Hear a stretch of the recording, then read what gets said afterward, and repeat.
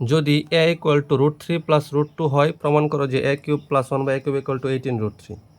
তাহলে দেওয়া আছে a ইকুয়াল টু, তাহলে 1/a ইকুয়াল টু হচ্ছে 1/√3 প্লাস √2। তাহলে তার বিপরীত মান দ্বারা গুণ করতে হয়, যেহেতু প্লাস √2 আছে তাহলে আমরা করবো √3 মাইনাস √2 দ্বারা গুণ উভয় পক্ষকে। √3 প্লাস √2, √3 মাইনাস √2।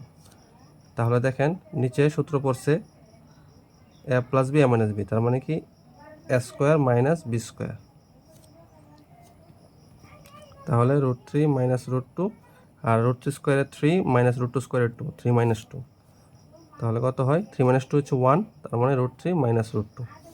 ঠিক আছে, তাহলে 1/a এর মান পেলাম কত আমি? √3 মাইনাস √2। তাহলে আমি যেহেতু প্লাসের মান আছে তাহলে আমি a প্লাস 1/a বানাই। তাহলে এর মান হচ্ছে √3 প্লাস √2 আর প্লাস হচ্ছে 1/a এর মান হচ্ছে √3 মাইনাস √2। তাহলে দেখেন এই যে প্লাস √2 আর মাইনাস √2 চলে যায়, কাটাকাটি চলে যাবে, তাহলে থাকবে কত? 2টা √3, তাহলে 2√3।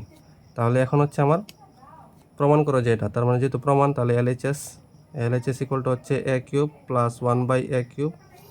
তাহলে a কিউব প্লাস 1/a কিউবের মান হচ্ছে a প্লাস বি তার whole cube minus 3ab into a plus B. তাহলে এটার মান হচ্ছে 2√3 তার কিউব মাইনাস এটা হচ্ছে কাটা 3 ইন্টু 2√3।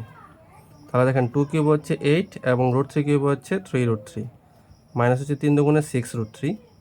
তাহলে 3 8 24√3 মাইনাস 6√3 ইকুয়াল টু হচ্ছে 18√3। তাহলে এটা হচ্ছে এই যে দেখেন 18√3 চাইছে, তার মানে কি RHS। তাহলে যেহেতু প্রমাণিত চাইছে, প্রুভড।